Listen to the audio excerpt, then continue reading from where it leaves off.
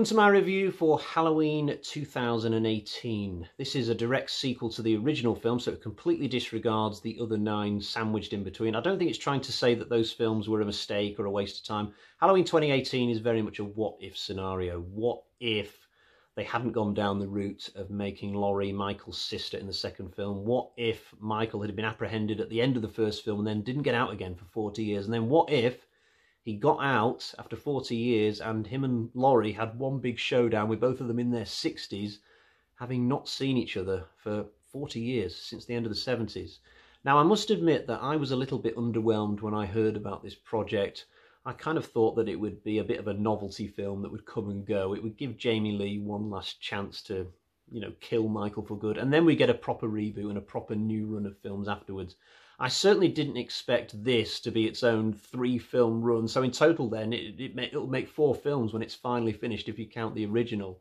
I've seen it 3 times now, pretty much once a year since it came out. I think I'm in a good position to review the film. And I'm going to start with the negatives today because it means I can just carry on talking about Laurie Strode.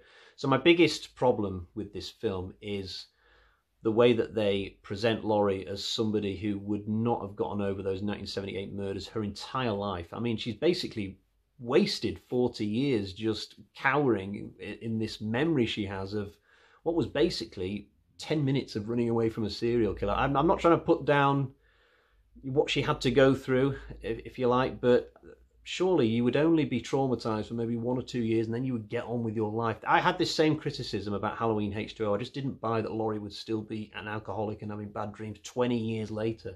It's even worse this time because now it's 40 years. And also, she hasn't even got to the memories of the hospital part of that original night because that's been retconned. So what I would have done instead is begin Halloween 2018 with Laurie happy, but there would still maybe be evidence lying around her house that she would occasionally have the little downward spell.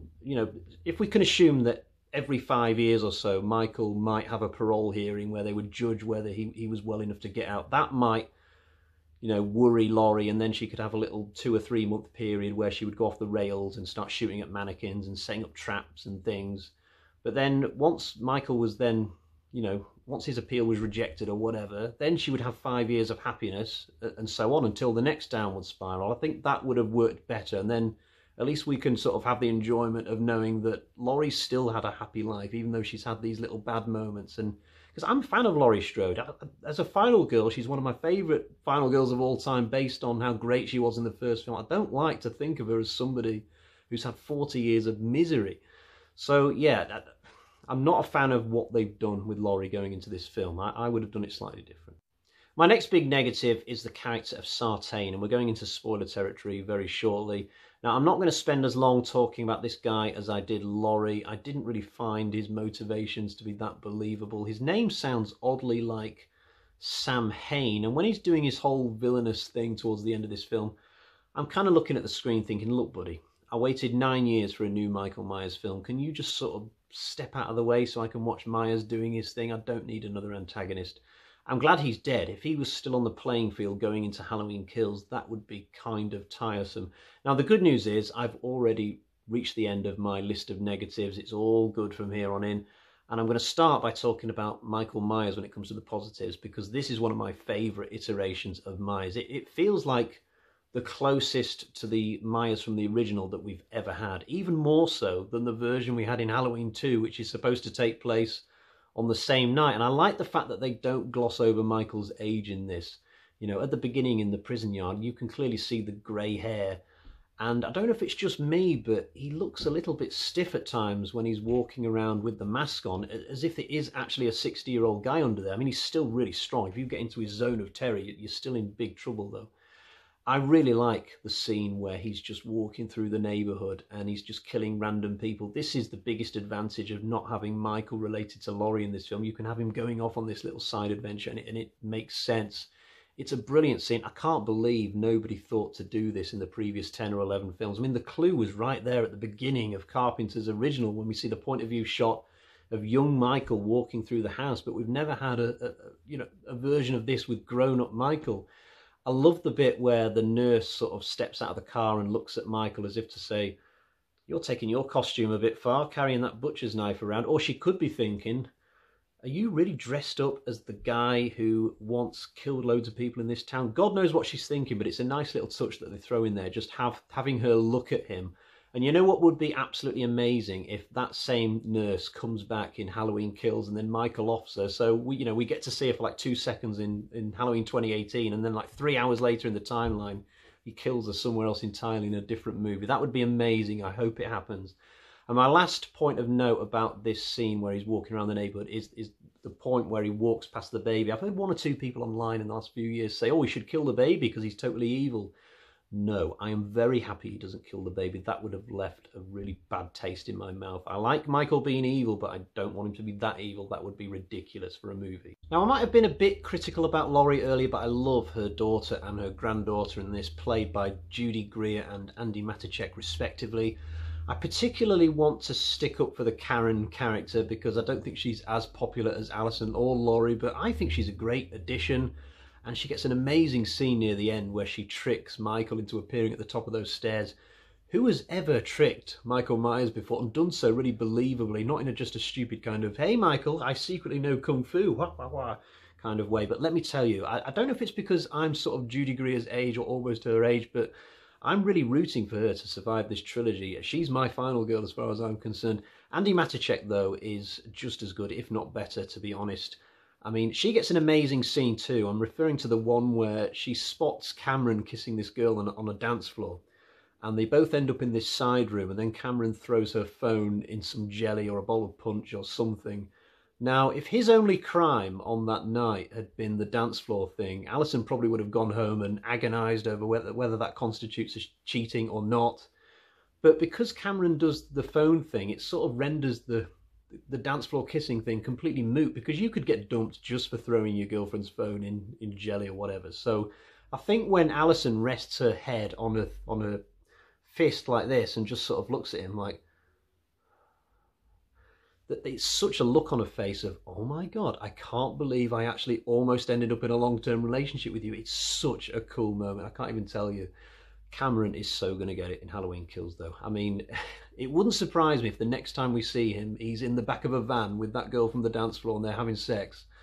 And then they do the whole, oh, I think I heard a noise from outside. Cameron, go check it out, or no more pussy for you.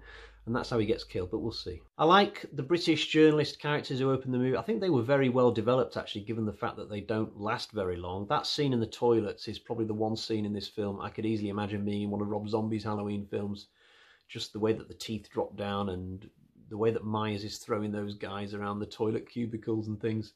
I liked the Vicky character as well. She's not in it much, but she had a really cute relationship going on with that kid that she was babysitting, and I was sad to see her go. I'd have liked to have seen her go forward to another movie, but I guess they can't all survive or we wouldn't have much of a film. Oscar, not so much, although he did have a good death. I mean, that porch light in the back garden flicking on and on, that was a really creepy moment. I made a mental note to mention the music because there were a number of good cues in this. Not so much songs, but certainly little interludes and well-written pieces that just add to the scenes. I thought that was really good. And the pumpkin stuff at the beginning was a nice little bit of nostalgia when the credits are on. In terms of the scene where Myers' prison bus crashes, I'm not really for or against that. The more I think about it, actually, I think they could have done a bit more with that. Had a few characters run into the trees and had a few more kills and scares. I think they just rushed through that scene a little bit, and I'd like to have seen them do more with it. So to take you into my concluding thoughts then, I'm very, very happy as a fan with how this film turned out. I did have my concerns. I was worried we'd have another sort of H2O situation on our hands, a film I'm not a big fan of, if you know me. And it has taken some time to grow on me, though, Halloween 2018. I wasn't like some people where they saw it at the cinema and then they're like, whoa, Halloween is back. You know, actually, the first time I saw it, I was like, yeah, this is pretty good. And it's not really been until the third time around where I've fully come to the realisation that, no, it's not just good, it's excellent. And I can't even tell you how much I'm looking forward to the next film. I have never had as much anticipation for a Halloween sequel as I do Halloween Kills. And the thanks for that goes to this film, because let me tell you, Halloween 2018, in my opinion, was made with a lot of love, a lot of respect, a lot of creativity, and a lot of intelligence. Let's get to the Bag of Terror and find out how that equates into a score. The Bag of Terror, as always, sponsored by Cucumber. How lucky I am to have a sponsor. We've got 1 bloody axe, 2, 3, 4 out of 5 for Halloween 2018. That's an excellent score. It's the 3rd Halloween film in a row that I've given this score. I can't quite bring myself to go into the 4.5, 5 territory. I don't think it's that good, but for an 11th film in the franchise to still be getting scores like this, it's once again proof of why, in my opinion, this is the best horror franchise out there.